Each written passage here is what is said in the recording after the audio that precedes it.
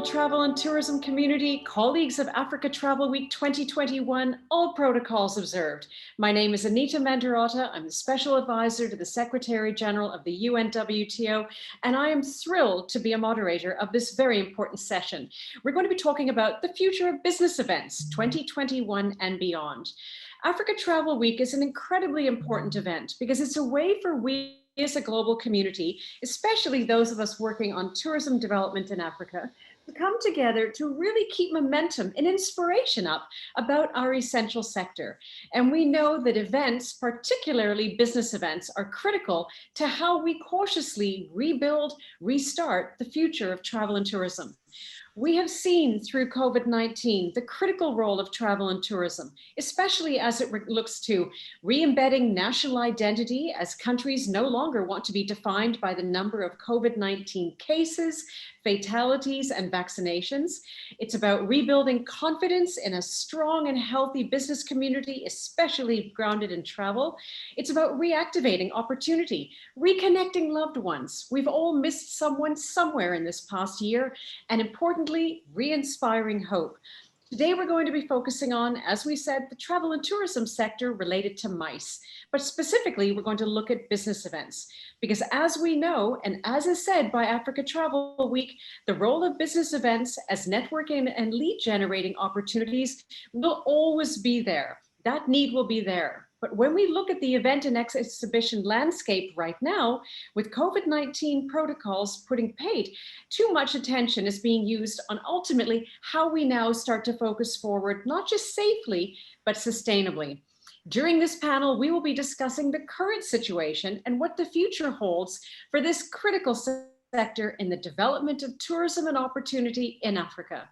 We all know that this segment, travel and tourism, has been traumatized by COVID-19, but especially when it comes to events and business events, no other segment of the sector is so reliant on value chains.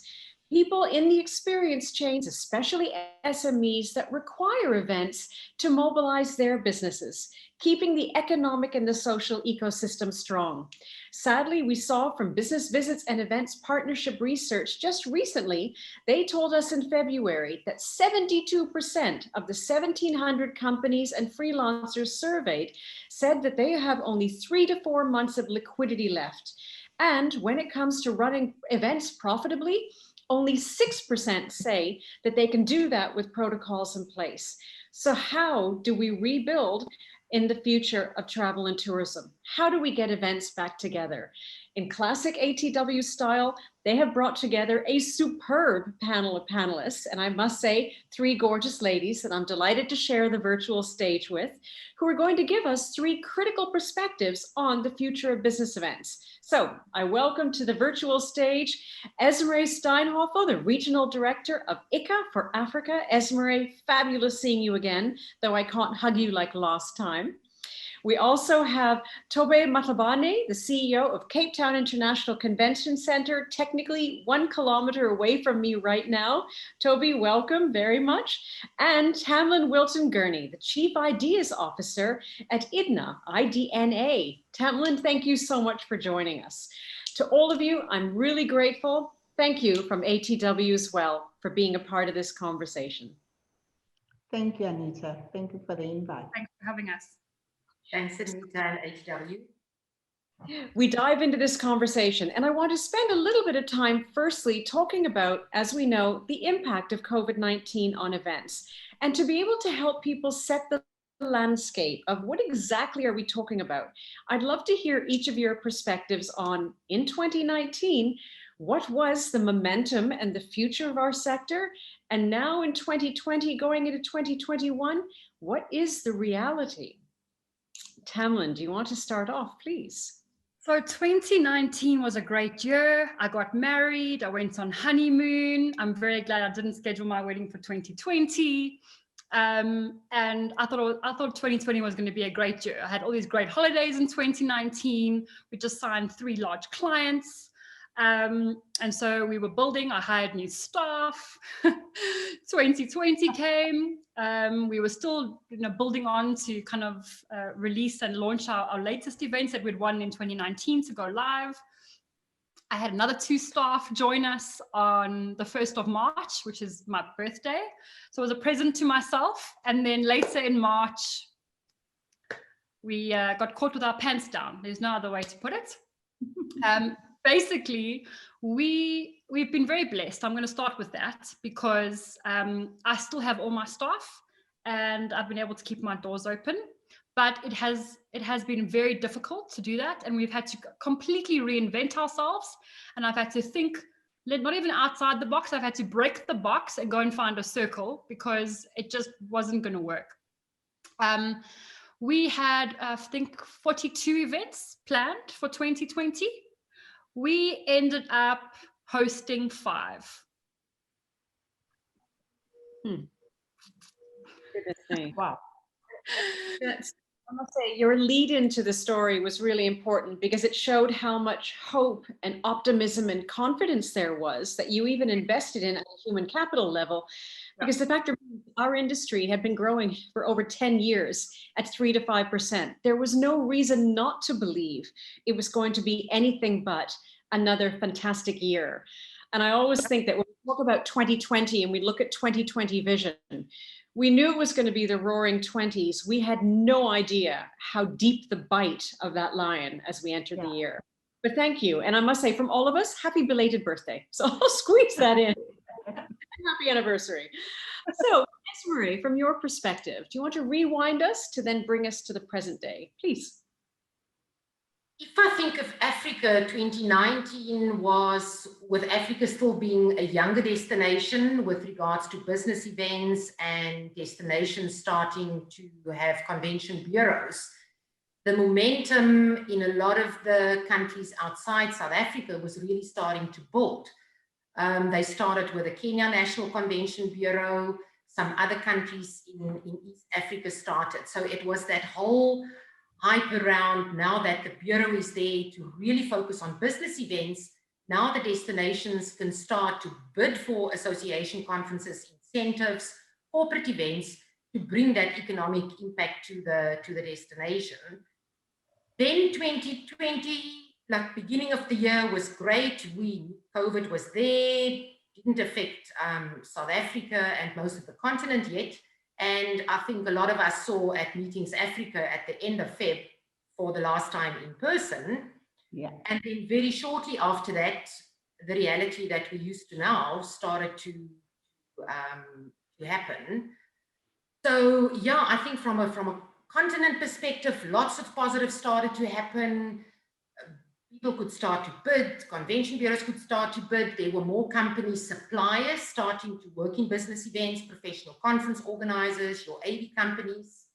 And then, yeah, as I said, the reality that we've got now.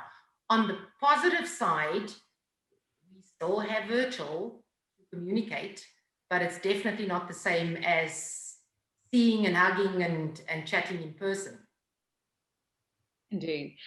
Esmaré, you mentioned such an interesting point, because to your point about convention bureaus, the number of convention bureaus that were being established are a reflection of almost the segment coming of age. It had almost graduated to the next level, which is really interesting because it shows how much of the foundation was built and ready to now leverage at a different level, which is quite, oh my goodness me, because to your point, it's where we are now. And I also want to mention something that you've mentioned, and Tamlynne, you also mentioned that there are many blessings. We're very blessed to be able to be in a position to have this conversation, truth be told, because we all know people who have lost lives and livelihoods. So a prayer for them, and goodness me, counting blessings on all of our sides, because we can still feel a heartbeat of hope that's coming through this. So, Taubie, from your perspective, please. Well, I think all of us in the business events industry in particular were literally, thrown against the wall in shock in terms of what happened. 2019, and I think I can confidently say for a lot of venues, for a lot of convention bureau, for a lot of cities, for a lot of the PCOs, a lot of event organizers and owners and all the suppliers to our industry. It was going to be a boom year. I mean, the people were planning for huge amounts of profit because of the amount of events that were booked and contracted already. And I mean, the CTICC in particular was set for an amazing year. I mean, we just released our annual annual report, integrated annual report, where we said that we were predicting to make 285 million rand for the year of 2019-2020. And it was all systems go until the third quarter of our financial year, which ended in March. Shame. Then the last 3 months of 2020, which is April to June, wiped out the entire gains that we had made, and we saw ourselves landing at a more than 20% deficit. So I think 2019 was a year where everything that could go right was positioned and perfectly set to go right. It was going to be an amazing year. And it just shows you the impact of something as small as a little virus that we can see with our eyes, that things can turn so quickly on a dime, and the devastation can be shocking. And the 3 months between April and June showed us very quickly that you could plan and do a lot of work, and something like a pandemic can wipe it out overnight. So it was a very, very tough year, 2020. 2021, yes, we're still feeling the impact and the effects of 20, but I believe 2021 is a year where hope is being reborn. I mean, never in the history of the world have we ever seen a vaccine developed this quickly. And 2021 is the year where we are seeing the hope that we will be able to see the light at the end of this tunnel that 2020 was. So it was a very shocking year, but it also taught us about the resilience of the human spirit and what we can do if we really put our minds to it. And it's interesting because you, of all people, are perfectly positioned to make that statement, because it's amazing whether it's Cape Town Convention Center, IFEMA in Madrid, Excel in London, convention centers around the world, you became hospitals. Yes. And it's amazing how, if you look at one day when you're writing your memoirs, which I'm sure with this chapter will almost appear like fiction, will be incredible, because you think literally the convention center that we all now know and love it, because you literally became a place of healing and hope, which is quite remarkable. So thank you for that. I don't think that was in your operating plan, but it was spectacular. Yeah, absolutely. When I joined the Cape Town International Convention Center in January last year, I mean, I was taking over a highly successful organization and taking over from people that had done amazing work before me. And I mean, then that happened and everybody was like, oh my goodness, what's going to happen now? And like you say, convention centers and not only venues though, but the MICE industry, the business events industry, just got a picture of themselves when we saw what we could do to become part of the solution. I mean, you're talking about where we gave hope. I mean, the hospital that was at the CTICC was named aptly the Hospital of Hope. And it really taught us that, yes, things are dire right now, but when we looked back and saw the picture that we were a few months later, we said that, okay, we are capable of actually being the hope and coming up with solutions that could eventually help the travel industry, in particular the MICE industry. And I know Honorable Premier Winde takes great pride in the Hospital of Hope because it demonstrated the speed, the unity, and the quality with which the people of the province and the country can respond when they're called upon. That was really quite special. So Thank you for people into your home and allowing that hope to keep alive when it was, because I think also, and just to not fast forward on this, we know that a week ago was the first anniversary of the WHO declaring COVID-19 a pandemic. And I think we've all become quite comfortable in the discomfort zone and getting used to it. But the fact remains, exactly as you said, Taubie, that we've never dealt with a completely democratic, international, borderless, cultureless, doesn't care about passports and money, invisible crisis. So it's a psychological challenge, which takes me to my next question to you all, because as much as I would love to be able to see you and speak to you and be in the same room with you, we're all in 4 different rooms. We're making sure that people don't Zoom bomb us from behind, that they're not expected in the room, but we've gotten used to this virtual space. Now, the question is, when we look to the future of events, how do you all see the virtual versus hybrid versus live model rebalancing? And then we'll talk about how do we actually make that commercially viable. But where do you see the sector evolving to in terms of these 3 now subcategories of the sector? So, Esmaré, from your point of view, because you've got the lovely global ICCA perspective as well. Again, positives and negatives. On the positive side, as an industry, we started with purely virtual last year, and then towards the sort of last quarter of the year, a lot of events became hybrid events where regionally people that could travel would go to the venue. Just as an example, the 59th ICCA Congress took place in Kaohsiung, Chinese Taipei, and of course, not all the delegates could fly. We were all looking forward to doing that. And then we had 8 hybrid events. So, for example, the Africa Hub was in Cape Town, where we had 48 in-person attendees. And again, to focus on the positive of virtual and hybrid, more people attended the event. On average, we get about 1,000 delegates globally. With a hybrid event, we had 1,500 or just under 1,500. So also, I think going forward, we will probably for the next 2-3 years still see that virtual hybrid. But at the end of the day, we all saying on every single call and discussion, we miss seeing the people. And real networking, yes, you can do it via a Zoom call to an extent, but it's much different than having a cup of coffee and just really building those relationships. And also with new relationships and new clients, it's very difficult over a call.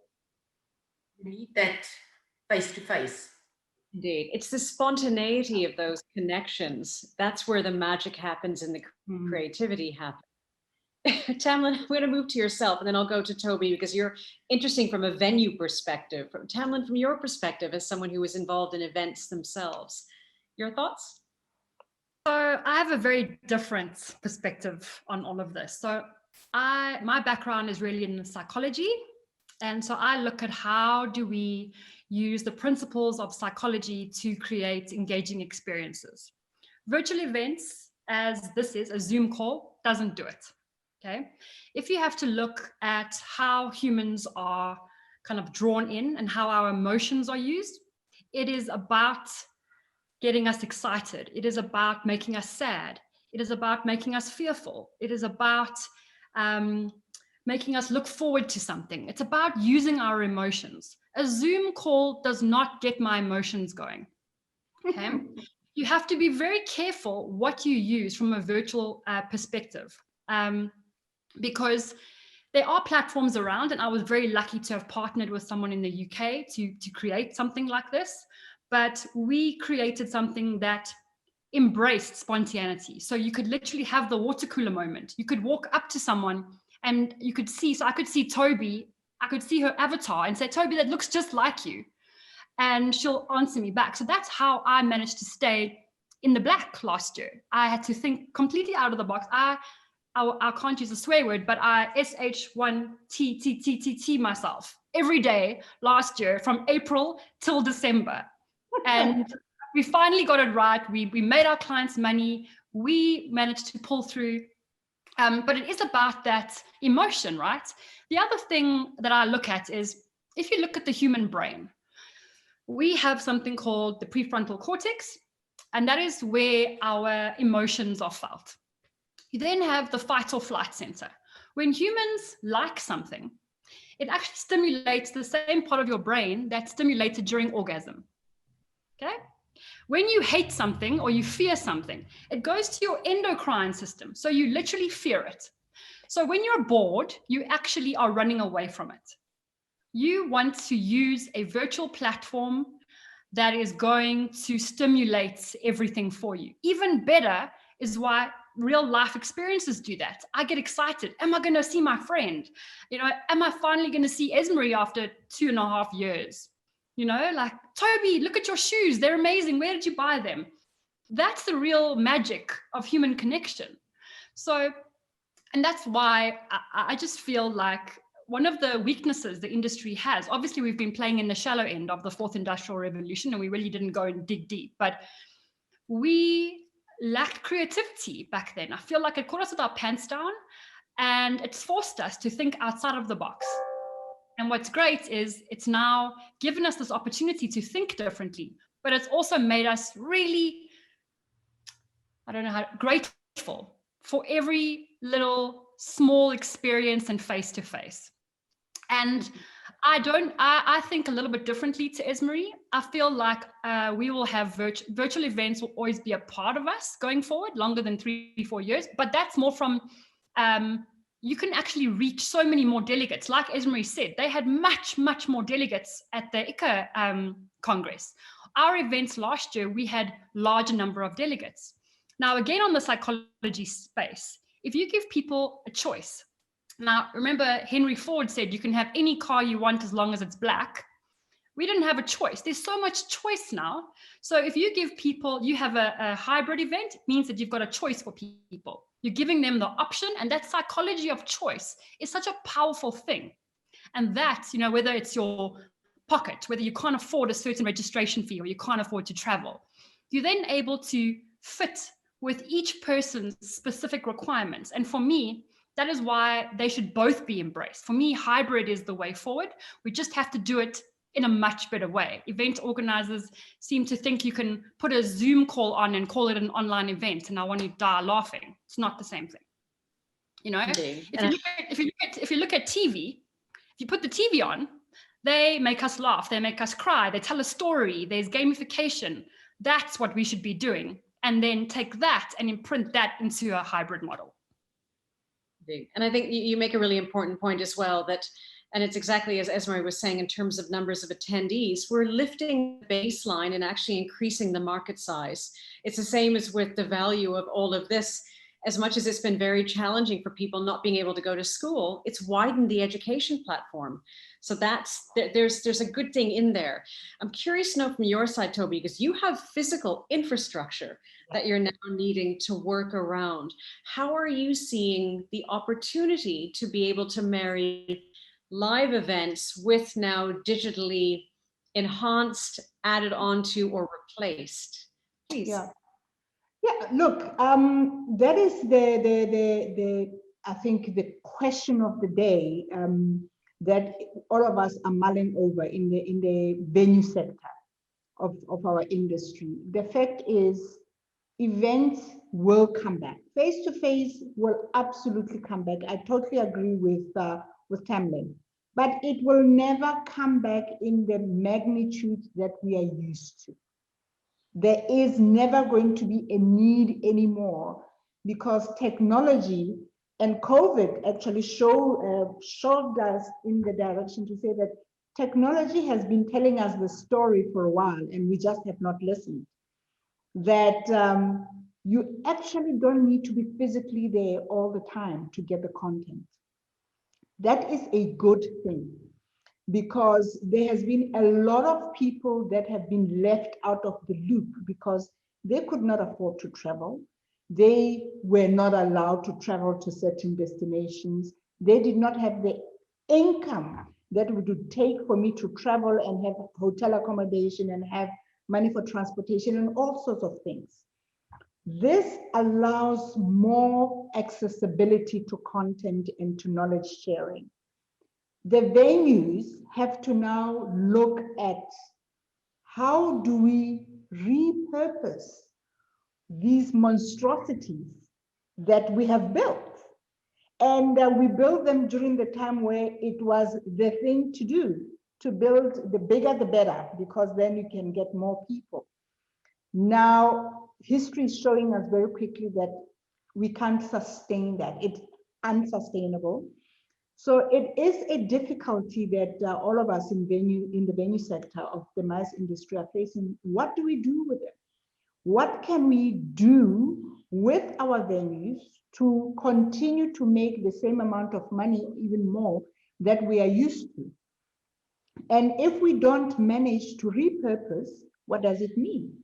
Because I believe big venues will become dinosaurs. We need to go into, and I know my shareholders will kill me for saying this, but I mean, I've had this conversation with the city managers to say that we need to look at repurposing our venue.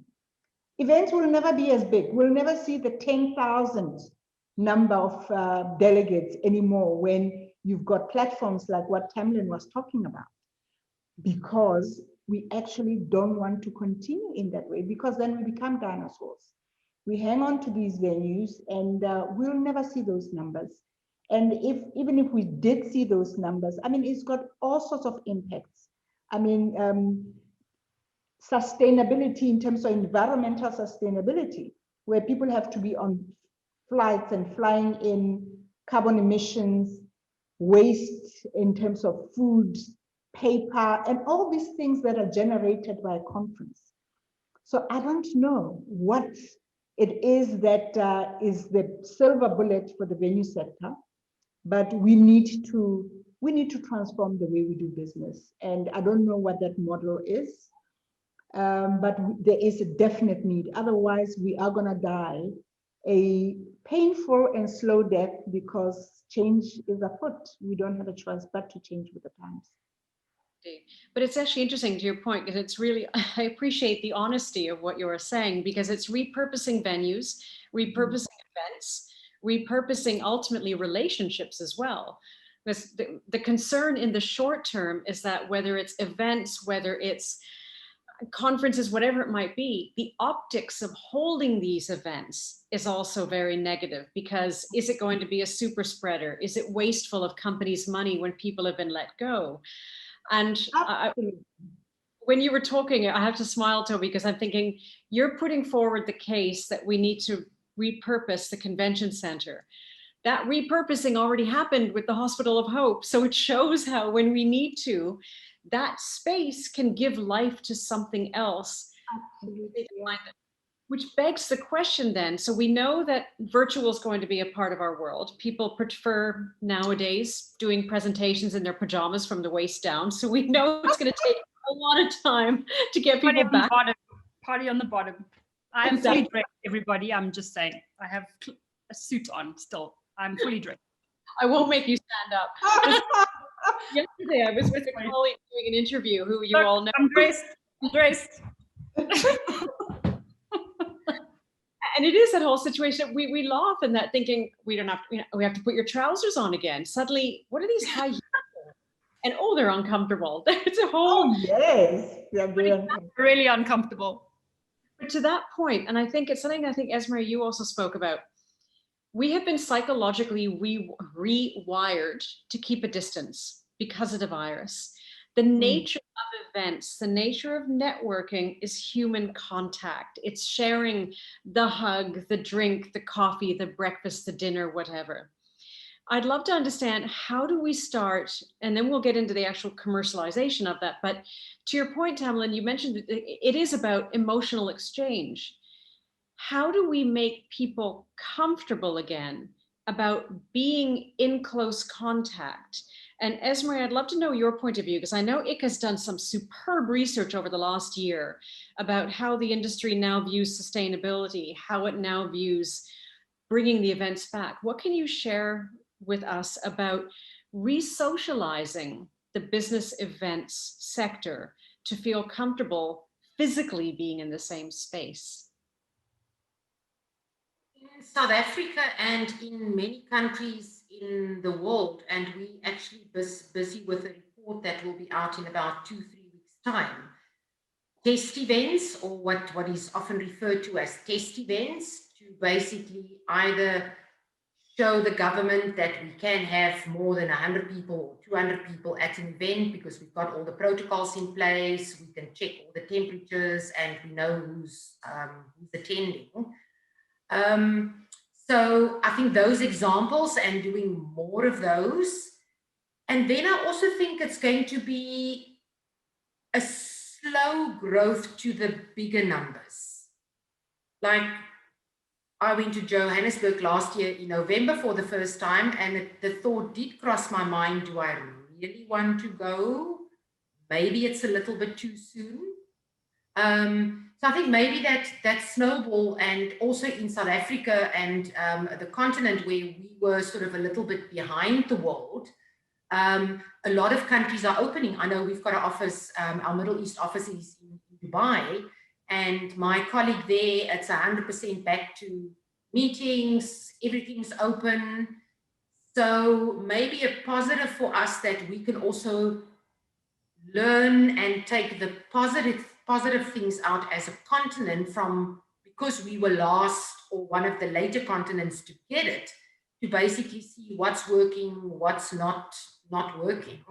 But I think it will be a gradual process. I don't think as soon as the flights are open and the borders are open and the vaccines are, or the herd immunity is there, it's immediately going to start. I love the fact that you're saying this, because one thing that's been interesting about COVID-19, it's taught us the links in the chain. IATA was very clear in the third quarter last year in saying that we're not going to get to 2019 levels of aviation momentum until 2023, 2024. Yeah. So even as you say, we throw our doors open, we give away hotel rooms and admission to events, people can't get here. So it's not a reflection of the destination or the event. There's a physical immobility that's going to take place. And that's when I want to then push it over to yourself, Tamlynne, in terms of your understanding of how do we then keep the emotions connected, keep the value of networking at a relationship level when not able to be in contact, and then how do we add commercial value to that? Your learning, please. So what we've had to do now is, and again, I'm going to talk about emotion. You're not going to be able to get people to come back into a space until you deal with the fear element. So fear is what's driving everybody. I mean, short of, and I'll actually try to figure out how I could do this, short of getting every single person tested before they go into my event and telling every delegate I'm going to do that. That's, you've got to give people some kind of understanding that they're going to be safe. Okay. I think a lot of indoor venues are going to make a lot more money because people feel a lot safer outdoors. The other thing that we've had to do is really rethink the commercials. So for some of our projects, what we've done is we're allowed 200 people inside the venue, inside a venue that normally takes 1,000. It's a bit ridiculous, but I mean, it looks ridiculous. You couldn't hit the person next to you if you tried. So again, there's none of that. Oh, hi, you look familiar. There's none of that. It's completely taken away from you. But what you are able to do is from a commercial perspective, you can tier the registration.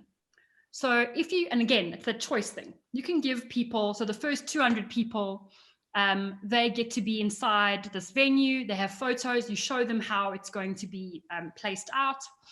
You then have a discounted rate for people that are going to be in the outdoor venue where you stream from that venue out into the outside venue. And then an even cheaper registration fee for people who are going to be online. So again, you're creating these different packages for people, and people will place themselves where they feel comfortable. And you're a lot safer from an events perspective, and from my client's perspective, is to plan on having less people internally inside that venue and more people online. And if it flips, you'll always, depends on how many we're allowed to have in a venue. It'll always, the rules are the rules. But what you're able to do then is go to the sponsors, get more creative for things that you want sponsorship of. Some of the companies, should I say industries, have not been hard hit by COVID.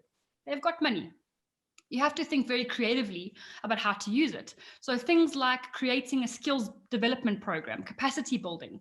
There's been a lot, if your conference is in green building, for example, green jobs, it's one of the biggest spaces that they're going to be for job creation.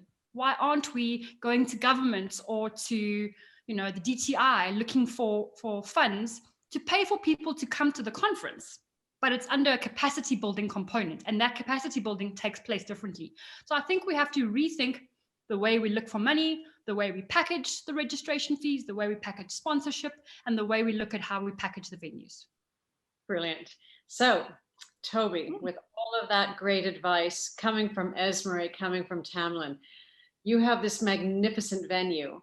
How do you make this work and make it profitable, knowing you've got virtual, you've got hybrid, and you've got the venue? Well, it's going to be a challenge. You said something very poignant earlier on to say that we can throw the doors open, offer everything for free. There is an innate fear in all of us to congregate. And I love what Tamlynne's strategy is because I also feel a lot safer if I'm in an outside venue, because I kind of feel like I've got the air between you and I to keep me safe. Inside a venue, the other day I was at the supermarket buying groceries, and you could tell there was this woman behind me. She was in a hurry. She was really, and she kept on coming so close up, and I had other 6 people in front of me, and I was like, but before I would have just ignored it. But the first thing for me, I had to turn around and say to her, sorry, lady, social distancing. And you could tell she was upset, but unlike before, she couldn't argue about it. So there is still quite a lot of fear in people regarding the safety of hosting events. And for us as a venue is to slowly use models like what Tamlynne is suggesting to get the confidence back. And hybrid events are really going to be the way of us finding how to monetize that so that it makes financial sense for us. So yes, we've got a beautiful venue. Yes, hybrid events are available, but again, they are not the silver bullet to give us the kind of revenues we used to enjoy from renting out big halls, because we'll never ever see those numbers before. So for us, it's to find the right way to host events, and Tamlynne has got it really patted down, to find events or to create events in such a way that it makes it attractive for people that are willing to come in person, to be there and be willing to pay for being there in person, because it's a unique experience. It really makes it worth paying and worth traveling for. And to make sure that the other experience, which is the online experience that you offer to your client as a venue, really engages the client in a way that they don't feel cheated from not being there in person. So venues have to work very closely with people that are innovating very strongly on the online platforms, so that a venue, when they sell their package for an event to a meetings owner, if I'm working with a company like idna, and they've got this platform that makes it so experiential for me that it feels like I'm there, or it feels like I'm really connecting with you, Anita, we might as well be in the same room. So if that happens, and if venues can get that right, then maybe there's a chance of being sustainable and being in the black. But I don't think it's as easy as saying it. It's the venue must find that sweet spot of being able to deliver an amazing in-person, an amazing online experience, and still, it must still make financial sense for the venue, in terms of the running costs and stuff like that. So it's a very complicated equation for a venue. But it's a great point that you make, and I love what you've said, Taubie, because the same way with travel and tourism, the links between destinations, airlines, airports have melted. Yeah. Similarly, between venue, technology company, and event management company, it's all melted into one, which is really interesting. Quick question to Esmaré before we go into the final wrap on this, because I must say I'm really enjoying this. I wish we were sitting with glasses of wine. And I know. That makes and like IATA, as I indicated, them indicating roughly 2023, probably 2024 in terms of 2019 momentum. Does ICCA have any sense of momentum in the next 1,000 days, 5 years, 10 years? Is there any sense of creeping pace of growth and recovery at all? We actually last year did 2 reports where we specifically interview the associations that are part of the ICCA community. For example, last year, about 85% of them still had events, although it was virtual or hybrid. So just showing that need to still do the knowledge share and stuff like that. We again currently busy with a report which should, maybe I can even, when we do the Q&A later, mention some of those stats again. And we're working very close with the African Society of Association Executives, the Asia Pacific Association, European and American Association, to get that real feedback. And I think this year compared to last year is maybe going to be a little bit more accurate. Not that any of us knows exactly what's going to happen, but last year everybody was hoping 2021 was going to be 100% fairly back to normal. But it's fluid, it changes. Everybody's trying to look for the positive, and then something happens somewhere around the world, and then knows. But you make a great point as well, because it's at the end of the day, no matter as much as this is a business events crisis, travel and tourism crisis, economic crisis, first and foremost, it's a healthcare and humanitarian crisis. And until that is dealt with, we are never going to be able to mobilize events, because we're never going to get the infrastructure we need from a mobility perspective. We're not going to get the visitors in to be able to do that. So as we wrap up, because we do have the blessing of having a Q&A session live rather than recorded, which this is, I have a question for the 3 of you, because you've been very, very decent and very kind in your honesty, and which I love, because it's not just about people hearing what Esmaré, Taubie, and Tamlynne have to say, but they're getting a sense of who you are as well. I want to know from each of you, in 60 seconds, Tamlynne, why are you a better leader because of COVID-19? It's helped me to believe in myself again. It's so easy to forget who you are when everything is going right, but when everything goes wrong and you realize how much your team believe in you, you then believe in yourself again. And that for me is what COVID taught me. It taught me to believe in myself again as a leader. It showed me how my team believe in me, rely on me, and that's kept me going. Brilliant. Taubie, you are the guardian angel of the CTICC and the Hospital of Hope. Why are you a better leader because of COVID-19?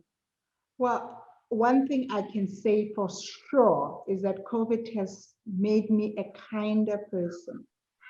It has really, really taught me to tap into the heart rather than the brain, and to become more compassionate when you see how this virus could easily rip a family apart, rip a country apart, and show us all how vulnerable we are, and to show us all that for the first time in history, we became very aware, maybe more than we ever have been, that we are so connected, that one person who gets COVID can affect the rest of the world. So it showed us that we are not as disconnected as we've been living, and that whatever it is that I do, the impact of my actions on other people is so ripple that it is bigger than I could ever imagine. So it taught me to really, really, really wake up every day with an intention of being kind, kinder than I've ever been in my entire life. So it's taught me kindness. That's beautiful. And it's true that as much as we're all in each other's homes, we have no idea what's happening behind the screen. And we need to be compassionate in that regard. Dear Esmaré, why are you not grateful, but why are you thankful for the challenge that's made you a better leader through this time?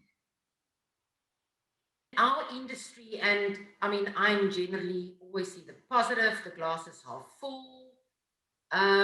Glass is full, Esmaré, not half full. You see the glass full. In our industry, we see the fun part of life. And again, to Taubie's point as well, and to what Tamlynne has said, it's now really being even more aware of people's emotions, because most of us smile all the time. And I sometimes say, the bigger my smile, maybe I'm actually not feeling as big as the smile. And also realizing that, especially in the beginning of this year, everybody was hopeful for 2021, that it is actually okay to some days or weeks not be on top of the world, because it hasn't been easy at all. And also, I think we know our industry. My husband, for example, is not from the industry, doesn't really understand why I've got this, like, can't fly, can't meet people, can't do whatever, because he's happy to be on an island for like forever. So yeah, understanding that different people, some colleagues lost jobs, some colleagues got less, a cut in salary. So the reality of looking at the positive, but it is okay to also not be on top of the world, because it isn't an easy time for any of us. And you've pulled that together beautifully. And I remember when I asked this question to our Honorable Minister of Tourism when we were on a panel, and she said that she's never been so emotional with the private sector before, but we've had to be. And she was saying that's been part of what's made her a better leader. Because to your point, we can all endure crisis, but the stamina required of this crisis has been unique. And we still don't know what's ahead. And that's the fatigue of it all. And this is where, as we wrap this up, I think importantly, we know that there's no going back to normal. There's no back and there's no normal. There's not even a new normal. It's the next normal. Now the vaccines are being rolled out. It's the next normal. And then the next after that. We know venues are going to change. We know the experience is going to change. We know the focus of events is going to change. We know the purpose of events is going to change. But we also know what will never change is the need to be together.